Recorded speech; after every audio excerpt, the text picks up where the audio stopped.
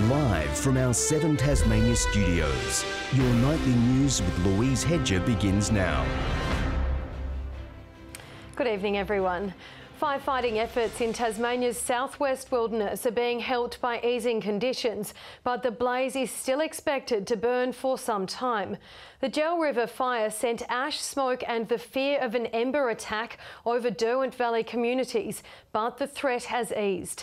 And tonight we're getting a new insight into the wildfire that's caused all the trouble. Flying over the southwest wilderness, an air tanker drops fire retardant on the Gel River blaze. Triggered by lightning just over a week ago, it's the incident that triggered trouble yesterday, sending a giant plume of smoke over Hobart and a watch and act alert in parts of the Derwent Valley with fears of falling embers.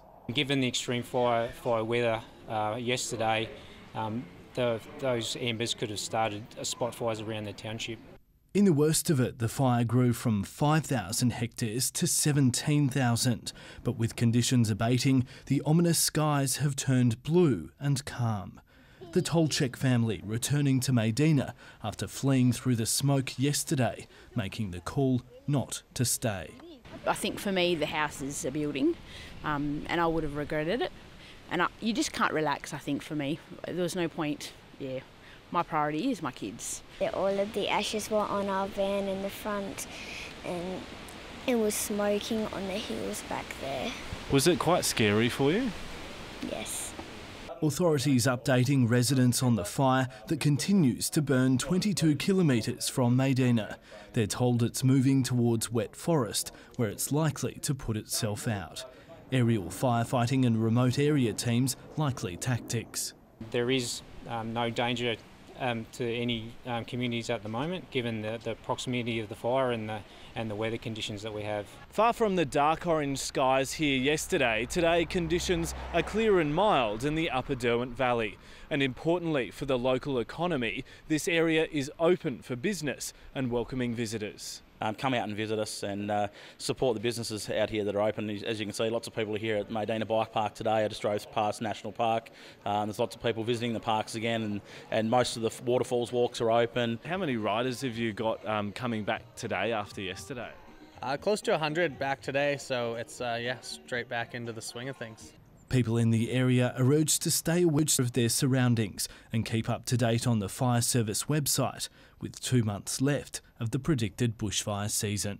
Michael Breen, 7 Tasmania News. Arsonists have destroyed a car and damaged a building in a deliberate attack overnight. Police say this vehicle was set alight around 1 a.m. in a laneway off Wellington Street in Launceston. The fire spread to damage another vehicle and an office building. No one was injured in the blaze, but police are hunting for a red Mitsubishi Lancer seen in the area at the time of the attack. Back home now, and Clifton Beach is abuzz with crowds this weekend, gathering for the Tasmanian Surf League. Hundreds competing, many out there for fun with mates, while others are using it as training for the national stage. Equipment at the ready, more than 100 competitors hitting the water in a range of events here at Clifton Beach. Yeah, I've just come off a board race, so a bit tired, a bit cold, but pretty psyched to get on with the swim in the Ironman. Clubs from across the state competing on the sand and in the water for round 2 of the Tasmanian Surf League. We've got a 4-round series with accumulated points and some decent prize money on offer for those that win their events. Love getting out in the water and the waves and the sun, and yeah. On their home turf, oars set, this crew's ready to rumble and row 500 metres out to sea. Hopefully not crash into any other boats and get back safely. Nerves rising as the crew remembers it can be sitting bedlam out there, and they've skipped training. To be honest, boys, training? Yeah, not much at all. Yeah, we haven't rowed in the surf yet this season, so this will be our first race, so it should be interesting. A different story for these Burnie Masters, who are using the event to prepare for the Aussies in April. We row about 3 times a week, plus we do a couple of weight sessions and we swim 3 days a week with a swim school. Surf life saving is great like that, because if you just want to come down and have a play around, it's fun, but we also have competitors that train, twice a day, 6 days a week. The Junior Carnival will be held tomorrow, while the next round is in Ulverston in 2 weeks' time. One of Australia's richest landscape art prizes is open for entries.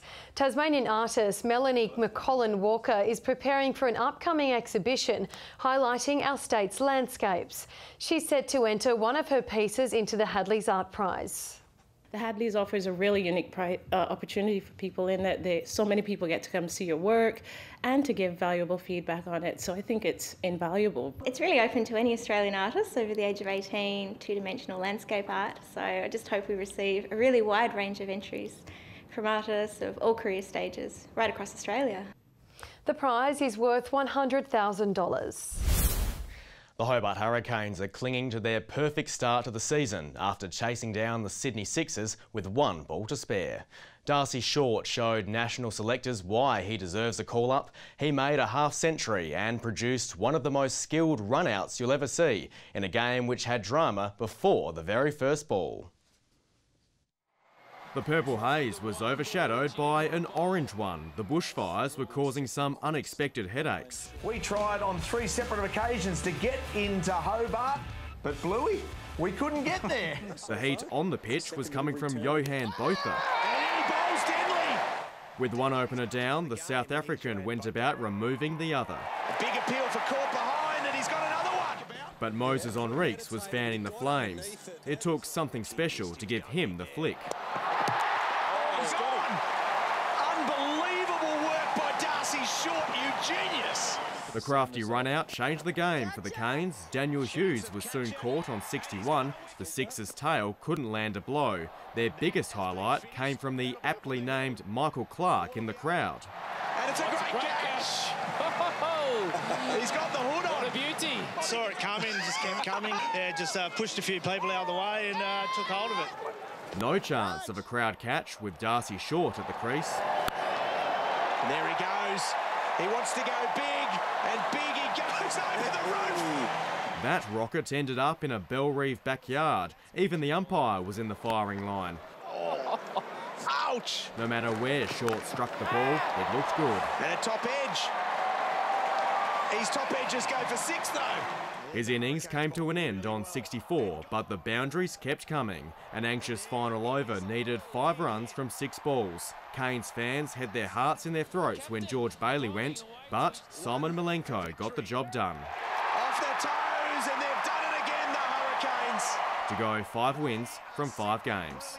1,000 runs for you tonight, another half-century in front of the Blunston crowd. You must be stoked with the way you're batting at the moment. Yeah, definitely. I'm just trying to keep it real simple for myself and continue what I was doing last year. Meanwhile, the Hobart International's top seed has spent time with some young fans before the tournament's main draw starts on Monday. French wildcard Caroline Garcia says Hobart has a tough field and will certainly push her ahead of the Grand Slams. I need matches and I want to have the competition, to have the fighting spirit, and that's what I'm looking forward. Tough draw, so it will be some good matches for sure. Garcia is ranked number 19 in the world. She faces American Sophia Kenin in the first round. Good evening.